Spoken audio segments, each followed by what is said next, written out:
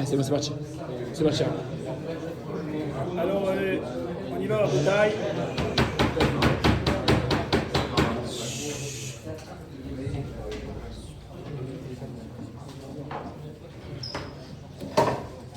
Parachat de la semaine, Parachat Be'alotecha. Parachat Be'alotecha, c'est une paracha qui nous parle, qui est très très spéciale. Pourquoi? Parce que vous savez que la semaine dernière, dans la Parachat Nassau, nous avons tous les princes du peuple d'Israël. Chaque prince a offert des sacrifices et des sacrifices. Chacun a offert un sacrifice. C'est pour ça que la paracha était très très longue. C'était d'ailleurs la paracha la plus longue de la Torah. Et tout ça, ça a été offert pour l'inauguration du Mishkan. Qu'est-ce que c'était que le Mishkan? Le Mishkan, Rabotai, c'était l'endroit sur terre qu'Akadosh Baruch Hu a demandé de construire, dans lequel, quelque part, il a dit qu'il viendrait résider. A priori, c'est quelque chose qui est incompréhensible. Ça veut dire quoi? Kadosh Baruch Hu, il est Melo Kol Haaretz Kevodo. Kadosh Baruch Hu, il est présent partout, partout. Kadosh Baruch Hu est présent partout dans le monde. Il n'y a pas un endroit dans lequel il n'y a pas la présence d'Akadosh Baruch Hu. Ça veut dire quoi? Qu'Akadosh Baruch Hu, il a demandé à ce qu'on lui fasse une maison pour y résider. La maison, en vérité, le Chachamim explique, le Zohar explique que le sens du Mishkan, le sens du Beth Amikdash, on va s'approcher maintenant bientôt de la période, bientôt on va arriver dans les périodes dans lesquelles on va commencer à parler de plus en plus du Beth Amikdash, puisqu'on va rentrer dans la période dans laquelle a eu lieu la destruction du Beth Amikdash. Mais qu'est-ce que c'était que ce Beth Amikdash? Qu'est-ce qu'on avait besoin d'avoir un Beth Amikdash? Même sans Beth Amikdash, on est très bien, heureux comme un juif à Paris en 2022. Pourquoi chercher à avoir le Beth Amikdash? Bon, on va aller en Israël pour passer des petites vacances et puis après on revient, on est très bien ici. Qu'est-ce qu'on cherchait à travers le Beth Amikdash? Qu'est-ce qu'il y avait qu'on a perdu aujourd'hui? On sait même plus ce qu'on a perdu. C'est peut-être la chose la plus terrible. C'est qu'on ne ressent plus les choses, on n'a même pas idée de ce qu'on a perdu. Juste pour avoir une petite idée, un petit souvenir, on va appeler ça un souvenir, de ce qu'il y avait quand il y avait le Beth Amikdash. Quand il y avait le Beth Amikdash, c'est évident qu'Akadosh Baruch Hu, il est dans tout le monde. Mais quand il y avait le Beth Amikdash, Akadosh Baruch Hu, il dit qu'il mettait sa shrina dans un endroit bien précis. Ça veut dire quoi? Ça veut dire que Akadosh Baruch Hu vivait, Akadosh Baruch Hu était présent dans la vie de chaque Ben Israël d'une façon beaucoup plus forte, d'une façon beaucoup plus claire. Chacun vivait avec Hachem au quotidien. On vivait avec Akadosh Baruch Hu au quotidien. Grâce à quoi? Grâce au fait que Hachem, quelque part, avait décidé de mettre sa présence, sa shrina, de façon plus intense dans un endroit en Eretz Israël, à Yerushalayim, dans le Kodesh HaKodashim. Il remplissait encore toute la terre. Mais dans cet endroit-là, là où se trouve aujourd'hui le Kotel HaMa'aravi, derrière le Kotel HaMa'aravi, là où aujourd'hui les Arabes ont construit la mosquée, à cet endroit-là, c'était l'endroit du Kodesh HaKodashim. L'endroit du Kodesh HaKodashim dans lequel Hachem dit qu'il faisait résider sa Shekhinah, comme ça vous dit la Torah. Et quand il résidait entre guillemets là-bas, c'est pas qu'il ne résidait pas autre part, il résidait partout, il a toujours résidé partout, et il résidera partout. Mais, quelque part, au sein du peuple d'Israël, il y avait une ashgacha pratique différente. On vivait avec Hachem au quotidien. Au quotidien, on vivait avec Akadosh Baruch Hu. Qu'est-ce que ça veut dire vivre avec Akadosh Baruch Hu? Qu'est-ce que ça veut dire vivre avec Akadosh Baruch Hu au quotidien? Faire des mitzvot? Ben voilà, nous aussi on fait des mitzvot. Ils ressentaient quoi les gens? Ce soir on a dansé, oui. Le jeudi soir, vous aimez danser ou pas? Oui. Vous venez pourquoi? Pour les pizzas ou pour les danses? Les deux. Pour les deux. Bon, vous voyez, vous venez autant pour les pizzas que pour les danses. Vous avez vu un petit peu combien sont importantes les danses. Je ne vous pose même pas la question est-ce que vous venez pour le chiot ou pour les pizzas ou pour les danses. Ça je n'ai pas d'Amina. Tous les pizzas et les danses. Ça, je ne me pose pas la question. Mais en tous les cas, vous me répondez que vous venez autant pour danser que pour les pizzas. Qu'est-ce que vous ressentez quand vous dansez? Quand on danse, on ressent quelque chose. On danse, on ressent, il y a une simcha, il y a une joie. C'est pas une joie. Et il y en a, ils pourraient danser dans des endroits dans lesquels il y a des musiques goy, dans des endroits dans lesquels il y a des mélanges, hommes et femmes. Je pense pas que vous ressentez la même chose que vous ressentez quand vous dansez ici. Je pourrais pas vous le dire, parce que j'ai pas essayé l'autre... Je vous pose la question. On ne ressent pas la même chose. C'est évident qu'on ne ressent pas la même chose. Pourquoi? Alors qu'est-ce qu'on ressent de spécial quand on danse? Quand on danse le jeudi soir? Nous, je vous laisse la parole. Qu'est-ce qu'on ressent? Qu'est-ce que vous ressentez de spécial quand vous dansez? Est-ce que c'est comme si vous étiez en boîte, pour dire les choses clairement? Coupez la caméra. On va couper la caméra, chacun va exprimer ce qu'il ressent. Je sens que notre neshama est libre. Avec la simcha, ma neshama est libre. Toi, tu ressens que ta neshama, elle vibre. Il y en a un autre qui ressent quelque chose ici? Au fond là-bas, il y a un... On parle pas du bagatelle là. Maïmon, qu'est-ce que tu ressens le jeudi soir? La simcha, vraiment. Et une simcha profonde. Oh, il a dit la simcha, mais vraiment. Ça t'a dit simcha profonde. À mon avis, c'est ce que vous ressentez tous. Et pourquoi est-ce qu'on ressent une simcha profonde? On ressent une simcha profonde. Une vraie simcha. La simcha, Rabotai, il ne peut pas y avoir de simcha.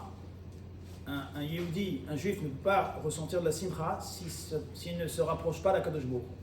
C'est-à-dire la seule simcha qu'on peut ressentir dans ce monde, c'est uniquement, nous dit nos Chachamim, lorsqu'on se rapproche d'Hachem. C'est tout. Donc si tu as de la simcha, c'est que tu t'es rapproché d'Hachem. Et si tu t'es pas rapproché d'Hachem, c'est que c'est pas de la simcha. C'est autre chose. Tu n'as pas interdit de sourire, tu n'as pas interdit de rire. Mais c'est pas de la simcha. Ce qu'on appelle la simcha profonde, comme vous dites, c'est parce que tu t'es rapproché d'Hachem. Sinon, il n'y a pas de simcha. Donc ça veut dire que quand on danse, et dans le Zohar et dans la Chassidoute, c'est traité et expliqué très longuement l'importance de danser sur des nigunim. C'est marqué. On ne fait pas ça juste parce qu'on a trouvé une parade pour faire les clowns le jeudi soir. Ou pour se défouler. Non. Si on le fait, c'est parce que c'est marqué. C'est marqué que c'est un des moyens de pouvoir se rapprocher d'Akadosh Baruch Hu. Je vous avais déjà ramené plusieurs fois, et je vous le répète, on n'avait pas le droit de rentrer au Beth Amikdash sans avoir fait Teshuvah. Un juif ne pouvait pas rentrer au Beth Amikdash s'il n'avait pas fait Teshuvah. Il fallait qu'il fasse Kippour avant de rentrer au Beth Amikdash. Pourtant, dans l'année, on avait beaucoup d'occasions qui se présentaient, dans lesquelles on voulait rentrer au Beth Amikdash. On doit emmener un korban, on doit emmener un sacrifice pour ceci, un sacrifice pour cela. On montait pendant les 3 fêtes. Alors à chaque fois on faisait Kippour. Comment ça marchait? C'est compliqué. Comment on fait? À chaque fois il faut faire Kippour avant d'arriver au Beth Amikdash. Il est marqué dans le Yahabetz un truc de fou. Je vous l'ai déjà dit plusieurs fois, mais c'est tellement fou, il faut le répéter. Le Yahabetz, il dit, on sait tous qu'au Beth Amikdash, il y avait les Lévi'im qui chantaient et qui faisaient des instruments de musique. Non-stop. Ils chantaient, et le chant des Lévi'im, il y avait comme ça toute une chorale, pas une chorale comme aujourd'hui, un truc. Ce qu'on vit ici le jeudi soir, peut-être fois 1 million. Des Lévi'im qui chantaient, et le chant des Lévi'im, il était tellement puissant, tellement entraînant, tellement fort, que les gens qui étaient en dehors du Beth Amikdash, avant d'arriver au Beth Amikdash, en montant la montagne, ils entendaient les chants. Et ces chants étaient tellement puissants que tout le monde faisait tchouva grâce aux chants de Lévi. Et lorsqu'ils arrivent au Beth Amikdash, ils avaient déjà fait Kippour. Ils avaient déjà passé Kippour. Le type, il a marché pendant 500 mètres avec les chants. Tellement. Il arrive. Ça, Rabotai, c'était le Beth Amikdash. Quand on était au Beth Amikdash, on se sentait tellement proche d'Hachem, comme quand on danse le jeudi soir. Et comme il se sentait, ce même ressenti que vous avez quand vous dansez, ce même sentiment, ce ressenti que vous avez quand vous dansez Bessimra, vraiment, imaginez-vous vivre avec ce sentiment 24 heures sur 24. Là, ça y est, on a arrêté de danser. On a arrêté. Après qu'on a fini Rébé. Après, c'est Rébé. Après, on redescend tous sur planétaire. Et jusqu'à la semaine prochaine. Hein? C'est comme ça que ça se passe. Imaginez-vous quelqu'un qui reste avec, comme on était, 24 heures sur 24. Vous avez imaginé dans quelle sphère il est le bonhomme? Rabotai, quand il y avait le Beth Amikdash, les Bnei Israël, par le fait qu'il y avait la Shrina dans le Mishkan, la Shrina, elle avait comme un pacte. C'est pas qu'Hachem, il n'est pas partout, il est partout. Mais il y avait une puissance spéciale à Yerushalayim, et qui jaillissait, et qui faisait que chaque Ben Israël, là où il était, il avait ce ressenti, ce sentiment qu'on a ce soir, qu'on a quand on danse pendant 24 heures, 7 jours sur 7. Vous pourrez payer des milliards. Jamais vous pourrez vivre avec ça 24 heures sur 24. On a la chance des fois de l'avoir. Je vais vous dire un deuxième secret. Le jeudi soir, vous avez ce sentiment. Vous avez une simcha spéciale. Est-ce qu'avant de danser ici, vous aviez des moments comme ça dans la semaine où vous aviez une simcha comme ça? Non. Est-ce que depuis que vous êtes né, vous aviez déjà eu une simcha comme ça? Je ne pense pas non plus. Non. Rabotai, il y a des gens, ils peuvent passer 30 ans, 40 ans, 50 ans, 60 ans de leur vie. Le type, il peut naître et repartir à 120 ans. Et il n'a jamais vécu une simcha comme ça. Il n'a pas eu l'occasion. Vous imaginez qu'un homme peut vivre dans ce monde et passer toute sa vie et ne jamais avoir ressenti ça, ce que vous ressentez. Je trouve ça dingue. C'est dingue. C'est dingue. C'est la vie d'étable. C'est la vie d'un animal. Il passe sa vie, il mange, il dort, il boit. On va rajouter deux choses. Il met les tefs, il mange cachère. Bon, il mange de l'herbe, du foin. De toute façon, c'est cachère. Il mange, il boit, il met les tefs et il fait Shabbat. On rajoute deux choses. L'animal aussi, il fait Shabbat. Nous. On rajoute, il met les tefs. Il met les tefs. Voilà, il met les tefs. Mais dans le ressenti, dans sa vie, il n'a jamais eu un sentiment plus élevé que celui d'une vache. La vache à l'étable, elle vit la même chose que lui. Il comprend des choses un petit peu plus. Il est un peu plus intelligent, il se joue l'intellectuel, la vache non. Mais sinon, dans le ressenti, ils vivent la même chose. Je trouve ça dingue, Dingue, c'est dingue. Et vous avez des gens qui vivent dans ce monde. Et vous-même, vous l'expérimentez. Et vous avez des moments de votre vie dans lesquels vous vivez des choses. On se connecte avec Akadosh Baruch Hu, comme aucun moment dans la semaine, comme aucun moment dans notre vie. C'est dingue qu'il y a des juifs qui ont ça, et il y en a qui n'ont pas ça. C'est dingue. Eh bien, vous prenez quelqu'un de l'époque du Beth Amikdash, eh bien lui, quand il nous regarde, Il se dit, mais ils sont dingues. Mais combien ils ont de connexions dans la semaine? Combien de fois ils décollent dans la semaine? Combien de fois ils se connectent? Combien de fois ils ressentent un truc profond? Une fois, 2 fois dans la semaine. Mais nous, c'était 24 heures sur 24. Quand j'avais le Beth Amikdash. Vous comprenez maintenant? Vous avez un petit peu maintenant compris, un tout petit peu. L'éternel, 2 verres d'eau, s'il te plaît, merci beaucoup, bien fraîche parce qu'elle était chaude. Tu t'es trompé de bouton. Vous comprenez un petit peu, Rabotai? Un petit peu. Baruch Hashem, vous arrivez à sentir un petit peu ce qu'on a perdu avec le Beth Amikdash.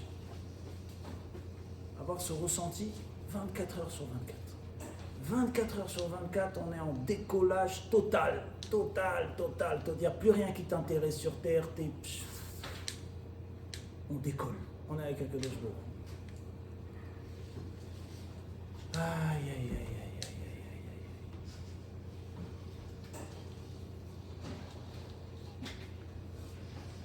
Ça, c'est ce qu'on a perdu avec la destruction du Beth Amikdash. Dans la paracha de la semaine dernière, qu'est-ce qui est marqué dans la paracha? Il est marqué dans la paracha qu'ils ont amené des korbanot, ils ont amené des sacrifices. Cette semaine est venu Aaron. Aaron, c'était le Kohen. Aaron, le Kohen, il a dit, ils ont tous amené des sacrifices. Moi, j'ai rien amené. J'ai rien participé au Mishkan. J'ai pas participé au Beth Amikdash. J'ai pas participé à la construction du Mishkan. Il était brisé, cassé. Vous comprenez maintenant un petit peu toutes ces parachiotes là. Vous comprenez un petit peu tous ces sujets. Il faut décoder les histoires. Ça suffit de lire des histoires de bœuf, d'agneau et de. On n'est pas à la chèvre, à la truc de Monsieur Seguin là. On est Rabotaille dans une histoire terrible. L'histoire de la Torah, c'est une histoire terrible. Alors vous imaginez les princes. Les princes, ils ont amené leur sacrifice, ils ont participé, dans quelque part, ils ont pu percevoir ce ressenti-là, et ils ont eu ça en force. Aaron, le Kohen, il dit, moi, j'ai pas eu ma part, et il avait un manque. Un manque au niveau de ce qu'on a exprimé ce soir. Imaginez un petit peu le manque qu'il avait à Aaron, à Kohen. Vous comprenez maintenant pourquoi dans la paracha, il pleure. Pourquoi il pleure dans la paracha? Vous savez qu'après la destruction du Beth Amikdash, il y a marqué que tous ceux qui ont vécu le Beth Amikdash et qui ont vécu la destruction, après la destruction, ils ont arrêté jusqu'à la fin de leur vie de manger de la viande et de boire du vin. Pourquoi? La Gemara dit qu'ils n'avaient plus goût à la vie. Ils n'avaient plus goût à la vie.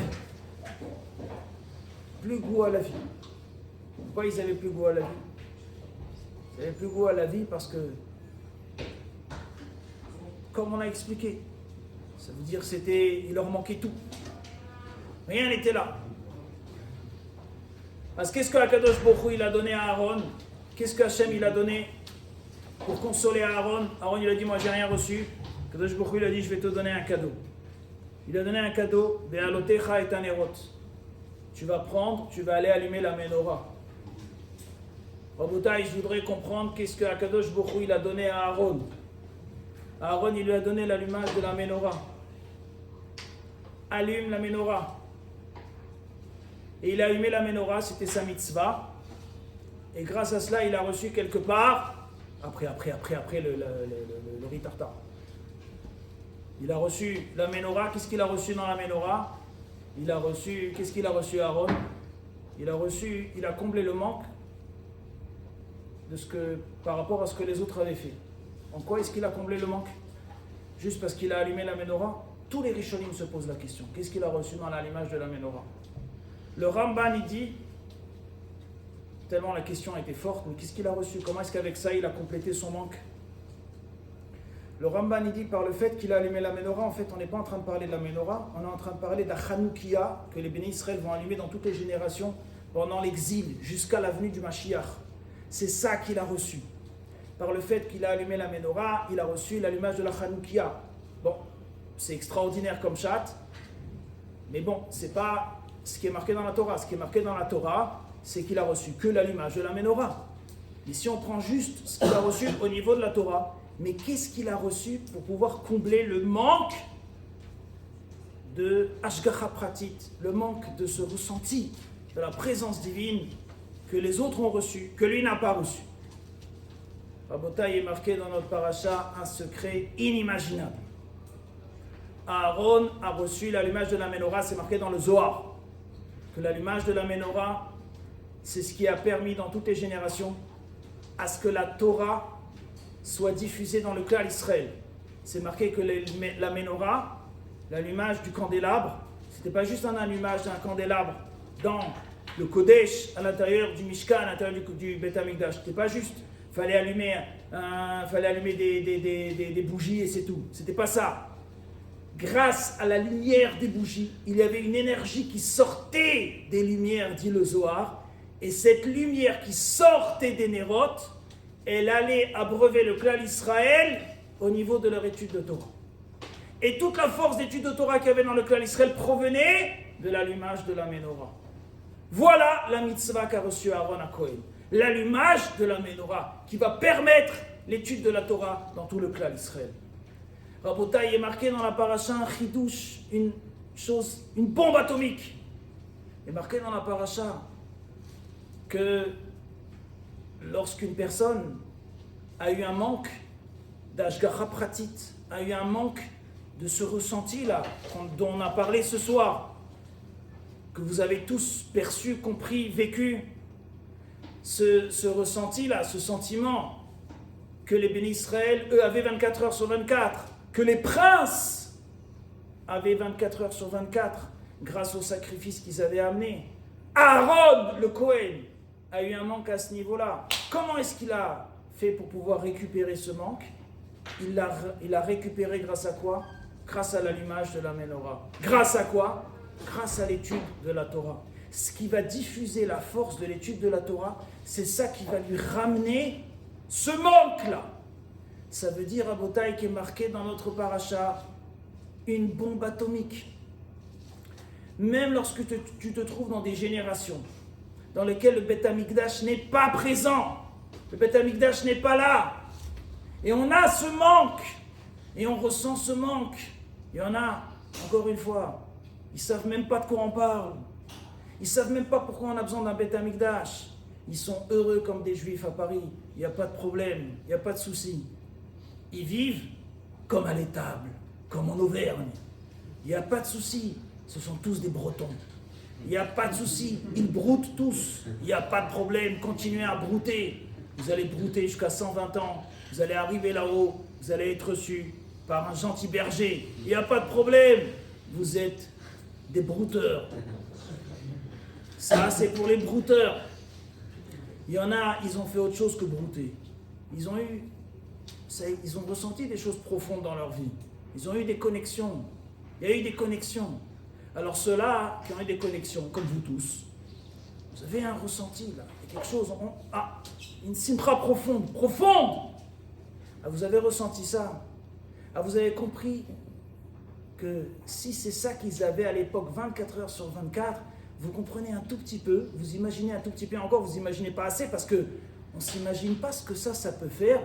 Nous, on danse pendant 1 heure, on a ce ressenti, on ne s'imagine pas ce que ça peut faire d'être comme ça 24 heures sur 24. Vous imaginez un Pink Torza, 24 heures sur 24, en train de tourner comme une toupie. C'est un truc de fou. Et toutes les heures, on lui change son tricot. Et comme ça, il tourne. Vous imaginez un petit peu ce que ça... On ne peut pas s'imaginer ce que ça peut faire. Mais on a une petite idée, parce qu'au moins on a compris un petit peu ce que c'est. Mais on ne peut pas s'imaginer ce que ça fait quand c'est en puissance, parce que vous imaginez bien que plus c'est allongé dans le temps, plus ça devient puissant. Ça, tu l'as perdu. Tu veux le retrouver en partie? Ah, il y a la danse. Ok, non, on ne va pas se mettre à danser 24 heures sur 24. Après, on va dire qu'on est des oufs. Ok, alors... Ouais.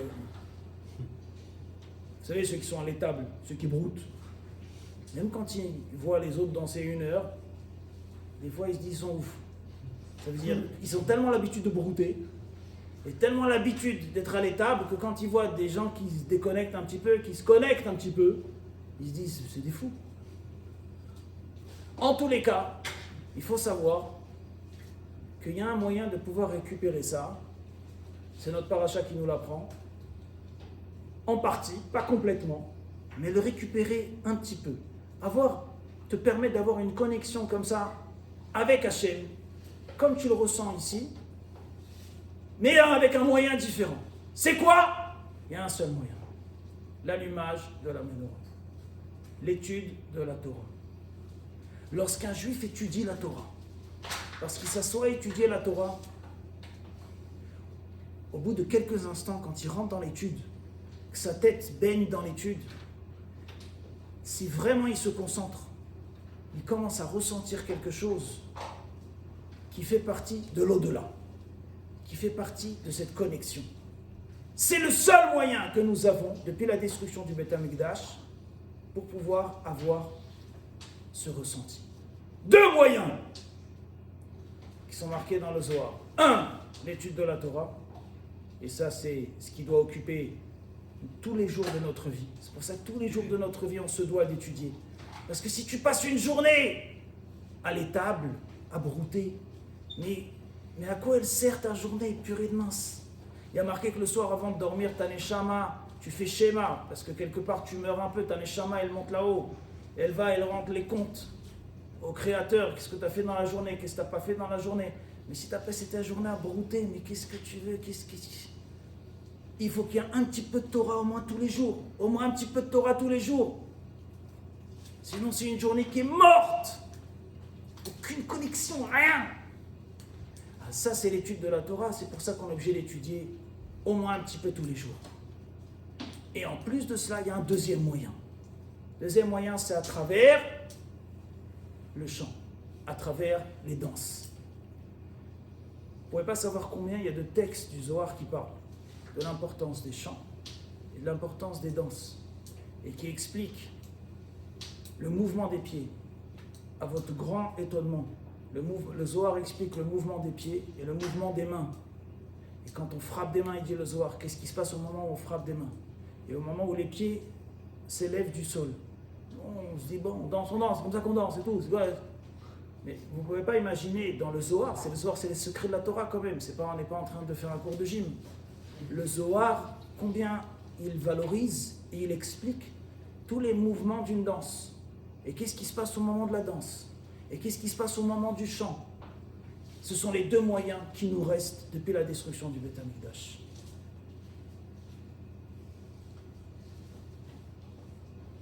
Évidemment que ça c'est marqué dans notre paracha, c'est le chidouche de notre paracha, c'est la nouveauté de notre paracha, c'est la bombe atomique qu'on apprend de notre paracha. Vous comprenez combien c'est important.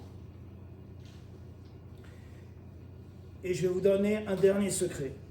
C'est tellement important que dans votre vie, vous devez ne pas laisser passer un jour sans étudier. Au moins un petit peu. Avec toutes les facilités qu'il y a aujourd'hui pour étudier, avec Internet et compagnie. Chacun, il doit étudier chaque jour au moins un petit peu, au moins un petit peu. Sinon, tu n'es qu'un brouteur. Comprenez-le, tu n'es qu'un brouteur. Répétez.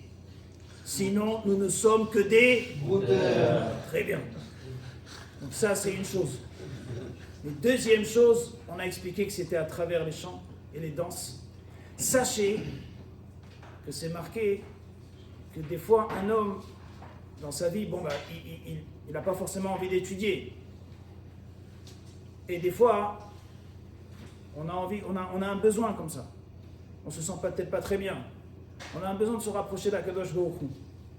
On n'est pas obligé d'attendre jeudi soir pour danser. Sachez que même une personne seule dans une chambre, elle peut, dit le Zohar, faire cette action qui s'appelle danser et chanter avec un égout, avec un chant. Aujourd'hui, vous avez tellement d'appareils dans lesquels il y a des chants comme ça. Une personne, elle se met un chant, elle se met à danser. Sachez que ça connecte la personne autant que si elle était en train d'étudier et autant peut-être que si elle était ici, quand on est ensemble ici. C'est quelque chose qui est fort, c'est quelque chose, une arme que vous devez garder, c'est une arme qui est très forte et il faut savoir utiliser les armes que le Zohar nous donne et ce avec quoi nous sommes fabriqués et avec quoi nous fonctionnons. En tous les cas, la bombe atomique qui est sortie de notre paracha, c'est qu'il n'y a que ces deux moyens pour ressentir la connexion. Et quand on ressent la connexion, à ce moment-là, on est proche d'Hachem Yitbarach. Et à ce moment-là, on se sent bien. Et à ce moment-là, on approche. Et c'est ça qui fait venir Bezrat Hashem le Beth Amikdash.